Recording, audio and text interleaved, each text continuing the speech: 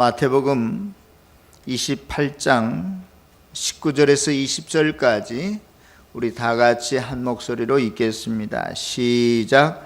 그러므로 너희는 가서 모든 민족을 제자로 삼아 아버지와 아들과 성령의 이름으로 세례를 베풀고 내가 너희에게 분부한 모든 것을 가르쳐 지키게 하라.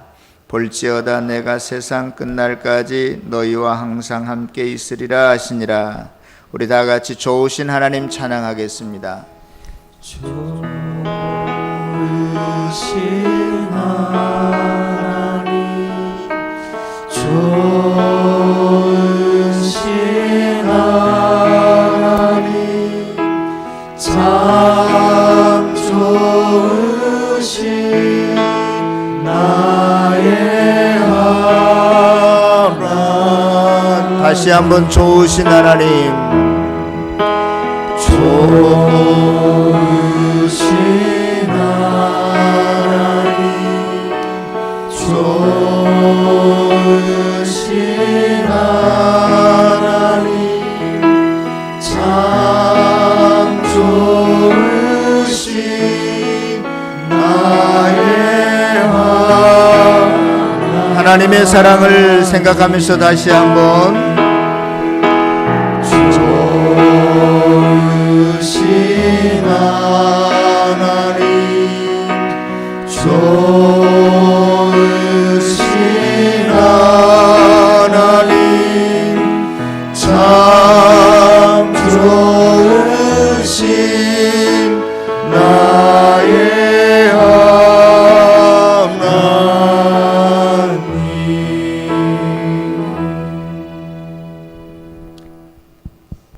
교회라고 하는 것은 이렇게 건물이나 빌딩을 가르치는 것이 아니라 본질적으로 거듭난 영혼, 구원받은 하나님의 백성의 모임입니다. 그래서 구약 성경에는 직접적인 단어가 없지만 본질적으로 구약 시대에도 구원받은 하나님의 백성들의 무리가 있었는데 그때는 교회라고 부르지 않고 그냥 회중이라고 불렀어요. 그래서 구약 시대 히브리어 말로는 하나님을 믿는 백성 회중을 야다라고 그렇게 말했습니다. 그래서 사도행전 7장 38절에 보면 특별히 광야에서 모세가 그들의 백성, 하나님의 백성을 이끌었는데 그것을 가리켜서 광야 교회였다라고 분명히 신약 성경에 말하고 있습니다. 또 다른 한편으로는 이제 신약 시대에는 초대교회에는 2명 이상 하나님을 믿는 거듭난 백성들의 그 모이는 그 교회의 장소, 공간도 분명히 있었을 것입니다. 또 그곳에서 어떻게 모임이 진행되었는지도 궁금한데요. 그래서 이 시간에 특별히 초대교회 중에 하나였던 그 로마 교회 성도들이 어디로 교회당, 예배당을 삼고 모였는지, 그리고 그 모임에서 어떻게 그 모임을 진행했는지 어느 신학자와 아나운서가 이렇게 대답하는 것을 잠시 한번 영상을 통해서 보도록 하겠습니다.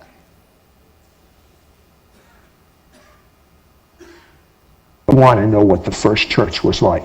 Well, they had intimacy with God. They heard God's voice. They didn't value anything compared to intimacy with God. They walked in signs and wonders and miracles. The least believer walked in these signs. It was not a superstar system. They all had the superstar inside of him, Jesus. And we found out that this fellow Constantine had a merger of paganism and Christianity. And the vestiges are still with us today. So, question is postured, Robert Heidler. Paint a picture to me about what it was like before the mixture came in. Okay, well, so let's imagine we're walking down a street in the city of Rome. It's around the year 90 AD. and you were going to visit an early church. Of course, they met in homes. There weren't church buildings.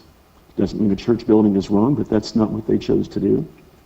But we walk up to a house, and we walk in the door, and what we see is not like anything we have ever imagined church to be. There's no special clothing worn. There's no hymn books. There's no pews. There's no pulpit. The building doesn't have a steeple on top. Crosses? No crosses. As we walk in through the door, what we see, we look around. Is there a platform built for them at least? Not a platform built. As a matter of fact, the church takes place in the large open courtyard, which most homes had at that time. And there was an open courtyard in the middle of the home. We walk into it, and it looks like there's a party going on. They're playing flutes and lyres and tambourines. They're dancing Jewish-style ring dances. And we look around, we think, did I come to the right place? This doesn't look like church. They're really having fun. They're having fun. It's exciting. And we walk in and we listen to the words and we realize they're singing about Yeshua. This is church. And you read many historical descriptions of the early church that it was typical for them to begin with just a prolonged period of joyful singing, dancing. That was just a typical way for them to start church. Did they have a worship team, so to speak, like we have today? I imagine they knew who could play, and they knew But I don't think they were all set on a bandstand. They probably didn't pulpit. have, no. It was very free, it was very open, it was very joyful. And if that didn't surprise us enough, the next thing they would do would surprise us even more, because when that slowed down and stopped, the next thing they'd do is start bringing out food. And people would sit down together and have a meal together. It's called the agape. The New Testament describes that. And they would eat together, they would fellowship together, they would share about the Lord in the process. And because it was a family, they knew each other, they loved each other. You know, I like to use a word, mishpacha, which is a Hebrew word that means family. And in studying your manuscript, that's what we lost by substituting the Greco-Roman roots for the Jewish roots. The whole family thing. I mean, it was so rich. Yes. I mean, I feel robbed. You should. We have been. Things that God wanted us to have. So they had this meal, and let me tell you, chicken matzo ball soup, potato kugel, you don't know, gefilte fish with horseradish, you don't know what heaven is till you've had Jewish food. Now, you don't have to like the Jewish food. However, what else happened? Well, as they continued on, they would worship, they would sing, and at some point, and the Bible describes this, it says that when the power of the Lord is present, there would come a time in the midst of this when the Spirit of God would just drop down in a very tangible way. And as that happened, miracles began to take place. Irenaeus describes even at the end of the 2nd century, it was very common for healings in tongues, prophetic words, miracles. He said it was even common to see people raised from the dead by the prayers of the church. And the Spirit of God would, I sort of picture it this way, you know, you're sitting there and you're looking and there's a family in the back and they look very uncomfortable. They've never been here before. They have come because their daughter has contracted a disease that's left her blind, and they have nowhere else to turn to, but they have a friend that's a Christian that invites them to church. And they bring their daughter in, and when the Spirit of God falls, people gather around, they begin to pray for her, and suddenly she begins to weep and cry and say, I can see, I can see. Could you picture her running throughout the neighborhood saying, I can see, I just went to Shlomo's house over there. It was so good, the gefilte fish and the chicken matzo ball soup, and miracles happened. Never happened in my synagogue. Okay. And soon the whole family's saved. And we think that sounds like a dramatic thing, but as you read, that is what saved most people in the Roman Empire. Even historians say it's the power of the church to heal and deliver that caused people to want to brave the threat of persecution, now, to come to know this Yeshua. In Israel, were many people becoming believers? Oh, yes. You look at the church in Jerusalem, it started with 120, moved up to 3,000, By Acts chapter 4, it was probably over 10,000. It said there were 5,000 males in the church by that time. And many have estimated by the martyrdom of Stephen, it would be up to 20,000. When Paul comes into Jerusalem in Acts chapter 19 or 20, James comes up to him and says, look how many tens of thousands of Jews have come to believe in Yeshua and are zealous for Torah. Can this be recaptured again? I believe yes. I was so fascinated with this unpublished manuscript by Robert Heidler. We're making it available. And I believe that if we stop changing and go back to the way God created it to be, we'll get the same results. Makes sense? Makes sense to me. Don't go away. You're going to find out some mixture that came into the church, which is robbing us of miracles. Be right back.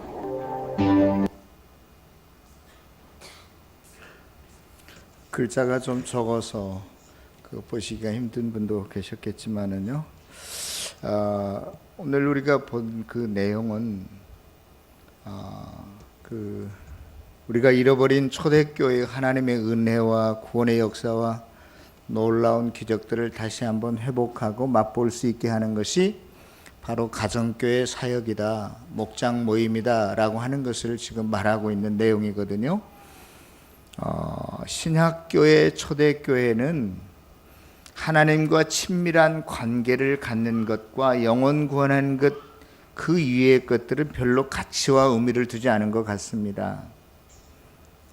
역사적으로 보면 초대교회 예수님 시대 때부터 AD 313년까지 소위 말하는 콘스탄틴 대제가 밀라노 칙령을 발의해서 기독교에게 자유를 줄 때까지는 굉장히 초대 기독교의 신약교회가 핍박의 시기였거든요. 그런데 이상하게 313년 이후부터 기독교가 공인되면서부터 자유를 얻게 되면서부터 기독교에 뭐가 교회 안에 들어오게 되냐면 이방 종교의 요소와 인간들의 편의주의가 교회에 정착하게 됩니다. 들어오게 됩니다. 예를 들자면 이런 거예요. 그렇게 313년까지 기독교가 핍박을 받았으면서도 교회의 회원이 되면, 모든 사람들이 교회에 들어오게 되면 누구나 주의 일을 했어요. 그런데 313년 이후부터는 어떤 일이 일어나냐면 누구나 주의 일을 하는 게 아니라 특정한 사람에게만 주의 일을 맡깁니다. 그 특정한 사람이 소위 말하는 성직자들이에요. 목사, 전도사 이런 사람들한테 돈 몇 푼 주고 우리가 할 일 당신이 다 하십시오, 그런 거였어요. 누구나 해야 될 일을 313년 이후에는 이방 종교에 그러한 신탁이나 이러한 무당들이 있었던 것처럼 전문가가 생기는데, 그 전문가, 성직자라는 말이 성경에는 없습니다. 평신도와 구분이 없어요. 그런데 313년 이후에 성직자와 평신도의 계급이 나누어지듯이 나누어지게 됩니다. 누구나 하는 일을 특정한 사람에게 맡기는 현상이 일어났고요. 또 두 번째, 사도행전 2장 같은 데 보면 성령 충만함 받아서 성도들이 날마다 자기 집에서 떡을 떼며 그리스도를 말하며 이런 일들이 일어나는데, 에브리데이, 날마다 성도들이 모였어요. 그런데 313년 이후에 도리어 기독교가 자유함을 얻고 난 다음에는 주로 어느 날만 모여요? 특정한 날, 주일날, 썬데이만 모여요. 또 그렇게 핍박과 주로 노예들이 모여서 가정 환경이 좋지 않았었는데, 그럼에도 불구하고 이러한 사람들이 많이 모여서 함께 들어갈 수 있는 공간이 적었고, 또 그들이 가정에서 모였기 때문에 그들은 돌아가면서 모였어요. 그것을 소위 말하는 가정교회라고 하는 것이었습니다. 그런데 313년 이후에는 이렇게 오늘날과 같은 교회 건물을 짓기 시작합니다. 그리고 그 첨탑을 세우고 그 위에 십자가를 세우게 돼요. 성도의 집이면 다 그곳이 가정교회가 됐어요. 그런데 313년 후에 기독교가 자유를 얻게 되면서부터 이러한 공회당 같은 건물을 짓고 그 위에 십자가를 달게 돼요. 누구 성도의 집집마다 교회였는데 이제는 특정한 한 장소만 교회라고 칭하게 되는 거예요. 또 성도들의 모임 가정교회는요, 굉장히 비교적 열린 개방된 모임이었고 구성원 모두가 적극적으로 집회에 참여하는 그러한 자유스러운 분위기였는데, 이렇게 예배당을 지어놓고 집을 지어놓고 건물을 지어놓고 전문가가 성직자가 예배를 인도하면서부터 모든 것이 규격화되게 됩니다. 딱딱해져요. 형식화되는 예배를 드리게 됩니다. 지금도 캐톨릭, 우리 개신교도 거의 별반 다름이 없지만 아주 제의적이잖아요, 예배가. 그러나 신약교회, 초대교회 중에 하나였던 로마교회, 오늘 그 신학교 교수님이 나와서 대담하는 것처럼 오늘날 신약교회, 초대교회는 오늘날 예배당의 모습과는 전혀 달랐습니다.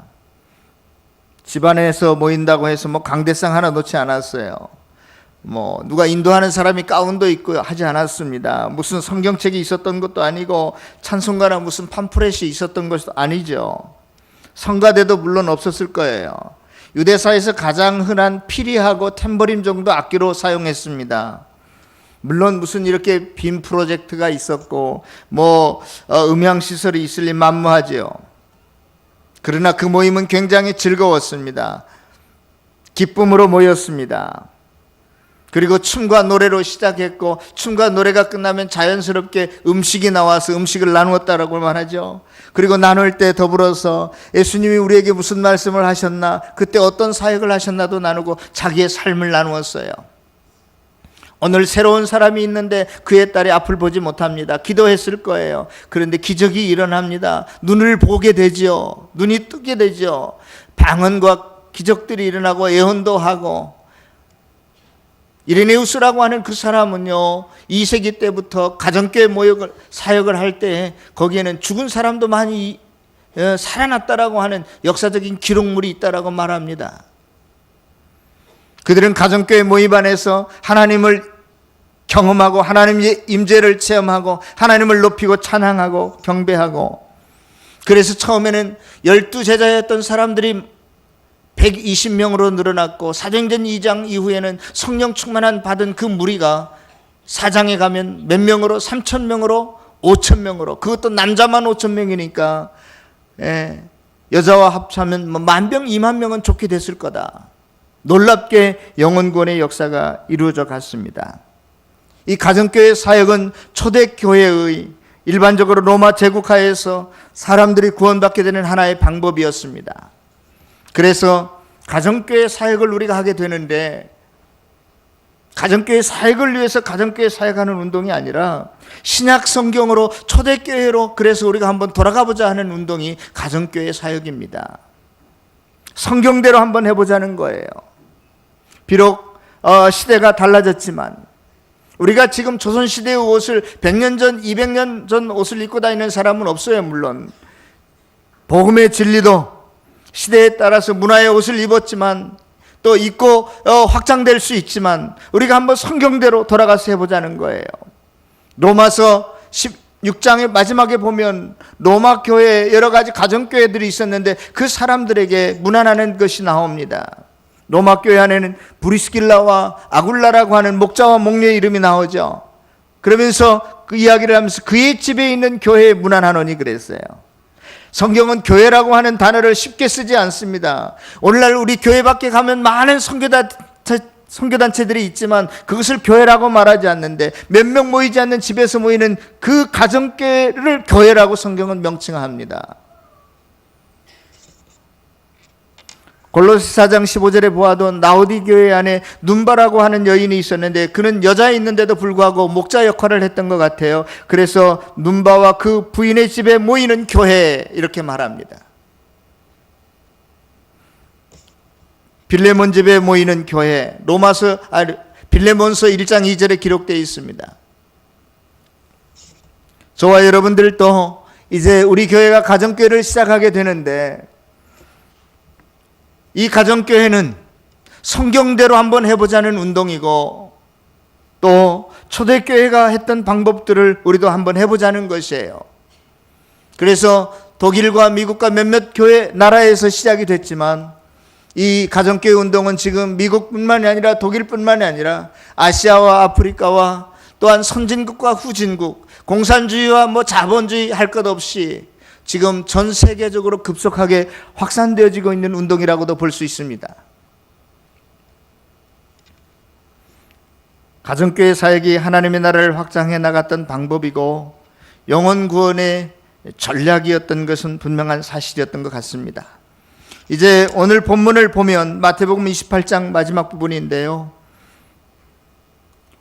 부활하신 예수님께서 11 제자에게 나타나셨습니다. 그 11 제자를 만났을 때에 예수님께서 이제 이 땅을 떠나가시기 직전에 유언과도 같이 하신 말씀이 오늘 본문의 말씀입니다. 신학자들은 이것보다 더 크고 중요한 그러한 명령이 없다고 해서 이 부분을 가리켜서 지상 최대의 명령이라고 이야기합니다. 이 내용은 단순히 11 제자들에게만 하신 것이 아니라 오고 오는 모든 세대와 교회들에게, 성도들에게, 저와 여러분들에게, 또한 교회에게 하신 명령이기 때문에 다시 말해서 성도와 교회의 존재 이유가 무엇인지를 밝혀주고 있는, 그 목적이 무엇 때문에 주님께서 저와 여러분들을 사랑하시고 주의 자녀로 택하시고 이곳에 교회를 세우셨는가, 그 이유와 목적을 분명히 밝히고 있는 본문이라고 할 수 있습니다. 오늘 본문을 보겠습니다. 우리가 너무나도 여러 번 많이 묵상했던 본문이기도 한데요. 오늘 본문에 보면 동사가 4개가 나옵니다. 너희는 어떻게 하라? 가서, 가라는 동사가 나오고, 두 번째는 제자를 삼으라고 하는 동사가 나오고, 세 번째는 세례를 주라는 동사가 나오고, 네 번째는 가르쳐 지키게 하라 이란 동사가 나옵니다. 그런데 이것을 헬라어로 보면 세 개의 동사는 분사형으로 되어 있어요. 분사도 물론 명령형이 될 수 있지만 여기서는 의도적으로 분사를 사용해서, 분사라고 하는 것은 다른 단어를 수식하는 단어거든요. 그래서 가라라고 하는 것도 분사로 쓰여 있고, 세례를 주라고 하는 것도 분사로 쓰여 있고, 가르쳐 지키게 하라는 이 단어도 분사로 사용되어 있어요. 쓰여 있어요. 여기서는 동사가 하나인데 주동사는 뭐냐면 제자를 삼으라, make disciples예요. 그래서 실은 우리가 가는 목적도, 이유도, 세례를 주는 이유와 목적도, 또 가르쳐 지키게 하는 이유와 목적도 무엇하기 위해서? 제자 삼기 위해서 한다는 거예요. 그런데 가는 것도, 우리가 세례를 주는 것도, 가르치는 것도, 이거 세 가지를 뭉뚱그려서 한 단어로 표현한다면 영혼 구원하는 것입니다. 영혼 구원. 영혼 구원에서 제자를 만들으라는 것이 성도와 교회를 향하신 목적이고 존재 이유라는 거예요. 그래서 우리 교회 표에도 이렇게 보세요. 앞에 영혼 구원하여 제자 삼는 교회라고 우리가 정했습니다. 예수님께서 제자들에게, 교회에게 하신 가장 중요한 말씀, 저와 여러분들을 부르시고 이곳에 우리 삼선교회를 세우신 존재 이유와 목적이 영혼 구원하여 제자 삼으라고 하는 것입니다. 이 사명을 감당해 갈 수 있는 저와 여러분들 되어지시기를 축원합니다. 이 사명을 또한 감당하기 위해서 우리가 가정교회 사역을 하고 있다는 것 여러분들 분명히 잊지 마시기를 바랍니다. 영혼 구원의 방법, 전략이 무엇이라고요? 목장 모임, 가정교회 사역이라는 것입니다. 처음에 불신자가 교회에 한번 이렇게 나와서 예배드리는 게 그렇게 쉽지 않습니다. 우리는 날마다 쉽게 신앙 고백도 하고 주기도문도 하고 그렇지만 그 사람들은 앉고 일어서는 것조차도 굉장히 불편해요. 그러나 그 사람을 우리의 가정으로, 야 우리 같이 밥 한번, 식사 한번 먹자, 식사하자 해서 부르는 것은 훨씬 수월하게 잘할 수 있죠. 여러분들이 주님을 소개할 때 가정에 초청하는 게 얼마나 유리한지 모릅니다. 가정교회를 통해서 구원 얻는 사람들이 많기 때문에 우리가 이 사역을 하고자 하는 거예요. 저는 어저께 미국에서 한 분으로부터 이메일을 받았습니다. 저는 얼굴도 보지 못했고 이름도 들어보지 못한 사람입니다. 이런 거였어요. 제 이름을 어떻게 알았는지, 제 이름을 부르면서 저는 30년 전에 미국에 유학을 왔습니다. 그런데 그동안 전통적인 한국 가정에서 자라났다가 미국에 와서 가정교회를 통해서 예수님을 만나게 되었습니다. 그런데 여기에 자기 오빠 조카들이 있는데 그 조카들을 놓고 자기 오빠의 가정을 놓고 수십 년 동안 기도했다는 거예요. 그렇게 준비 기도하고 몇 년 전에 한국에 나왔는데 예수를 소개했지만 복음을 이야기했지만 그들이 영접하지 않았어요. 그렇지만 저는 포기하지 않고 지금도 기도하고 있습니다. 목사님, 제 조카 이름이 누구인데 그 아이가 목사님께 전화를 할 테니 복음에 대해서 잘 좀 설명해 주세요. 뜻하지 않는 메일을 받았어요.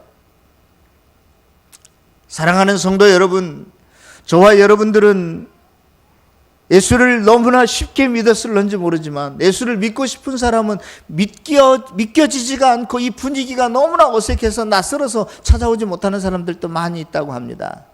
그런데 그분들을 여러분들 가정으로 초청하면 여러분들의 그 모임을 보고 이렇게 또 다른 차원의 새로운 신선한 교제도 있구나. 이러한 사람의 삶도 있구나. 이러한 사람들의 속에는 무엇이 있을까? 그 사람들이 도리어 호기심을 가지고 당신들 안에는 무엇이 있습니까? 라고 질문할 때 저와 여러분들이 복음을 증거할 수 있기를 바랍니다. 가정교회를 통해서 영혼을 구원하고 또 죽게 돌아온 영혼을 한 걸음 더 나아가서 주님의 제자가 되게 하는 것이 또한 저와 여러분들의 사역이기도 합니다. 제자라고 하는 것은 선생님의 생각, 철학, 방법을 그대로 이어받고 전수해 주는 사람이 제자지요. 어떤 분들은 자기 생각대로 신앙생활 하는 사람이 있어요. 우리는 누구 생각대로, 누구 뜻대로 살아야 돼요? 예수님의 뜻대로, 예수님의 생각대로 살아야 돼요. 많은 선교단체에서 제자 훈련을 하는데 제자를 삼는 것이 예수님의 제자로 만드는 것이 아니라 자기 꼬붕으로 만들어가는 걸 저는 많이 봤습니다. 가정교회 통해서 예수의 제자로 만들어가는, 예수의 제자로 닮아가는 저와 여러분들 되어지기를 바랍니다. 제가 여러분들 이름만 대면 다 알 수 있는 한국의 유명한 목사님이 한 분 계신데 어느 교회에서 초청을 했어요. 여름이었는데 초청을 받아서 이제 집회를 하고 점심 때 이제 식사를 하러 가는데 남자들 주로 뭘 좋아해요? 보신탕. 그래서 보신탕 집을 갔어요. 목사님만 간 게 아니라 그 교회 담임 목사님도 그 교회 장로님들도 여러 또 그 식사를 대접하는 권사님도 같이 따라갔나 봐요. 다들 맛있게 잘 먹었어요. 근데 이 강사 목사님은 아주 강아지를 좋아하는 목사님입니다. 자기 집에 강아지를 키우는데 사람 이름처럼 붙여놓고 자기 딸처럼 아들처럼 키우는 목사님이에요. 이 강사 목사님은 밥 한 공기 시켜놓고 먹는 둥 마는 둥 하고 있는데 다른 사람은 땀을 뻘뻘 흘리고 잘 먹었어요. 강사 대접을 잘한 겁니까? 자기네들은 잘 먹었을런지 모르지만 강사님은 그날 점심을 잘못 먹어가지고 저녁 집회하는데 얼마나 힘들었는지 모른답니다. 여러분, 우리의 생각과 주님의 생각이 이렇게 다르면 주님이 원하시는 것이 있고 좋아하는 것이 있는데 그건 제껴두고 우리가 주님을 섬긴다는 것이 내 생각, 내 방법대로 하는 때가 얼마나 많은지 몰라요.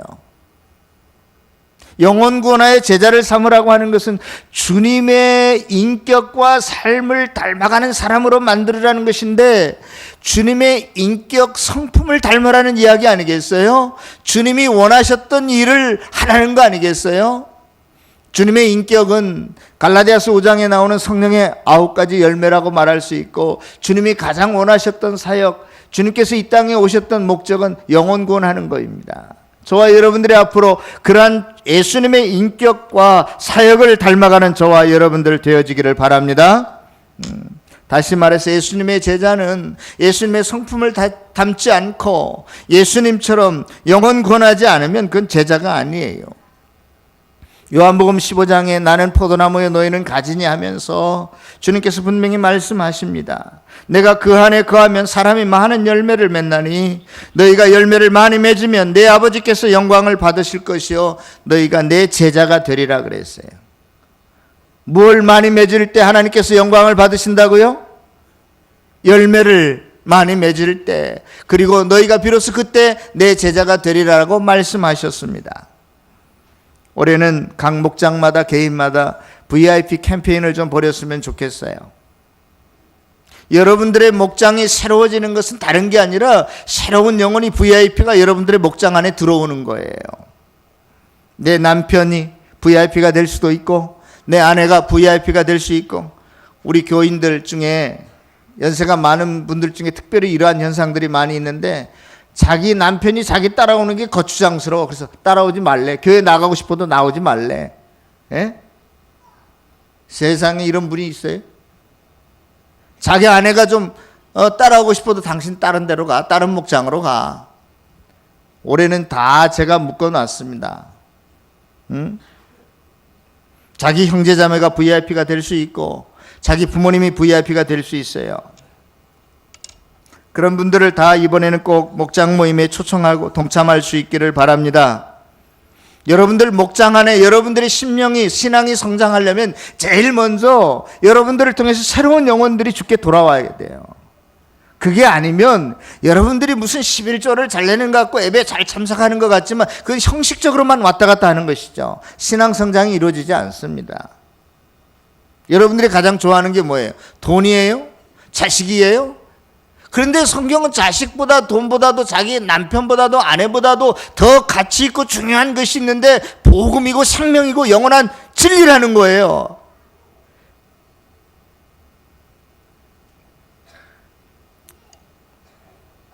그 진리를 증거하면서 주님의 소원을 이루어드리며 주님을 기쁘시게 하면서 살아가는 저와 여러분들이 다 되어주시기를 바랍니다.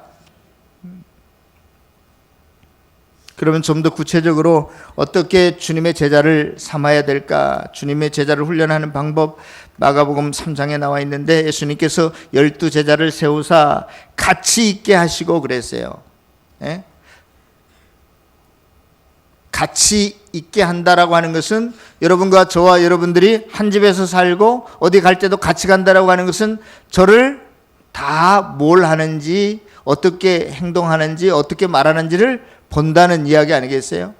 주님께서도 너희들 내가 12제자로 삼았으니까 201호실에서 근무하고 나는 4층에 있겠다 그렇게 하지 않고 항상 어떻게 했어요? 같이 있었어요. 같이 먹고 자고 했어요. 이 말은 너희들이 나를 보고 배워라 이 말이에요. 그래서 여러분들이 우리가 최소한 아무리 바쁘고 힘들지만 일주일에 한 번씩 만나서 목원들은 목자를 닮아갈 수 있도록, 목자에게 삶을 배울 수 있도록 그렇게 하시기를 바랍니다.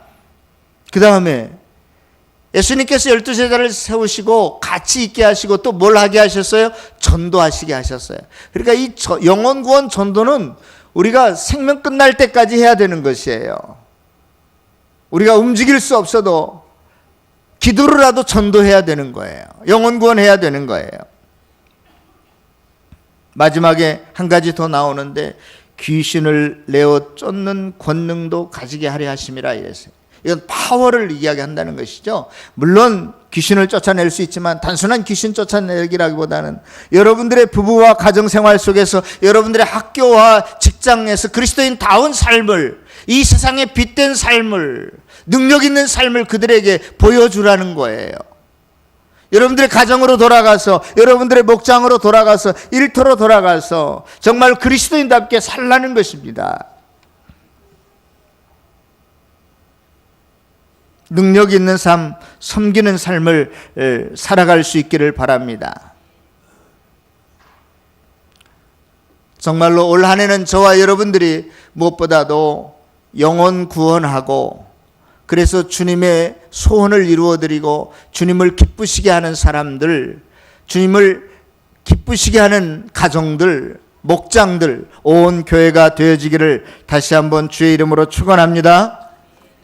우리 목사님은 그런 들마다 먹고 잠자려고 하나? 모든 일을 우리한테 다 맡기고 이런 생각 가지기 쉬운데요. 에베소서 4장에 보면 교회의 모습, 조직에 대해서 말하고 있어요. 어떤 사람에게는 교사의 일을, 어떤 사람은 목사의 일을 쭉 맡긴다는 거예요. 그런데 목사가 해야 될 일은 뭐냐? 성도를 온전케 하여 봉사케 하기 위해서 목사가 있다는 거예요, 교회에. 그동안 목사는요, 자기가 무슨 팔방미인도 아닌데 자기 혼자 이리 뛰고 저리 뛰고 그래서 108번뇌 하는 사람이다, 누가 그랬어요.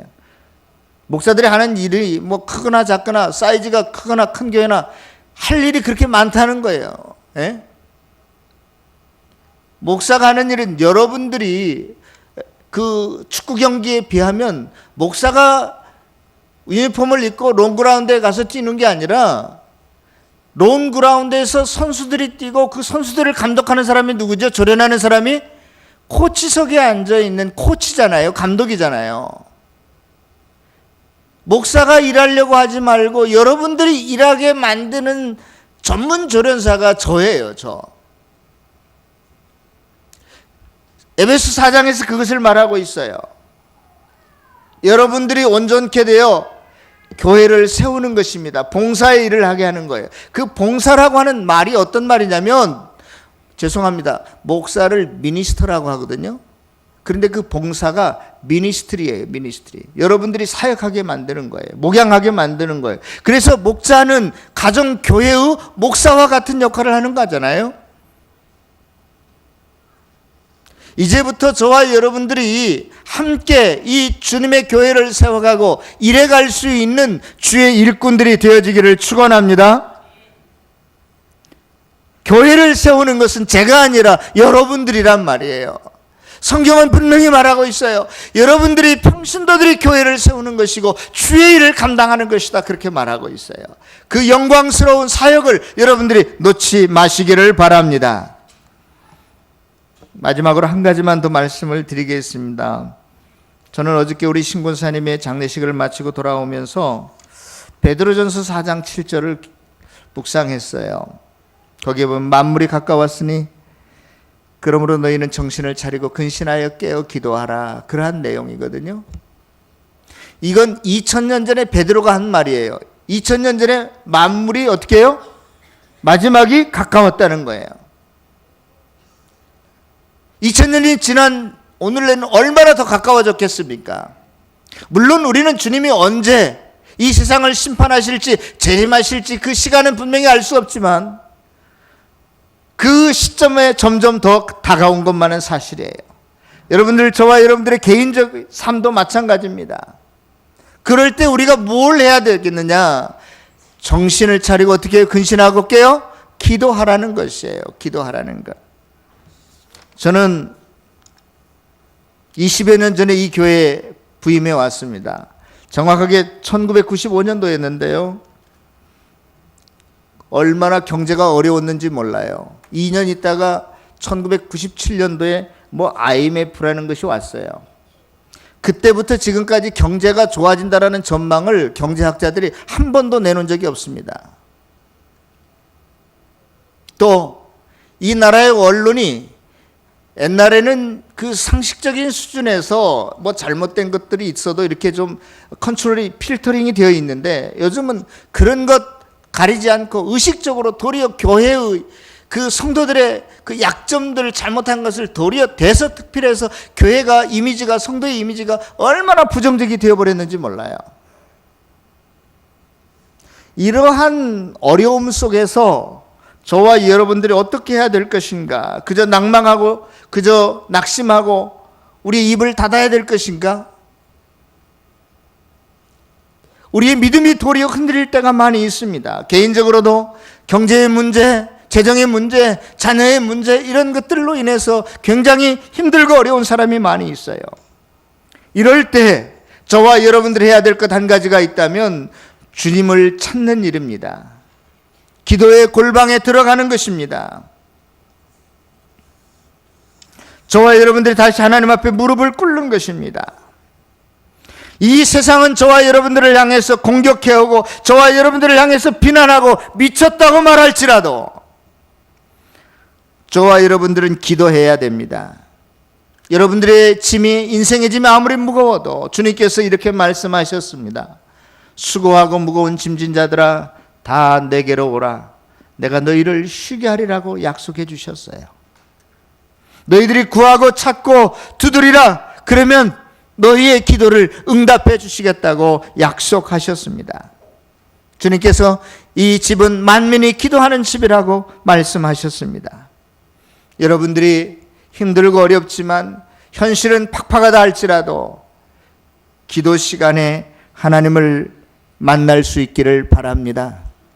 하나님의 능력을 경험할 수 있기를 바랍니다. 기도의 응답을 간증하며 살 수 있기를 바랍니다.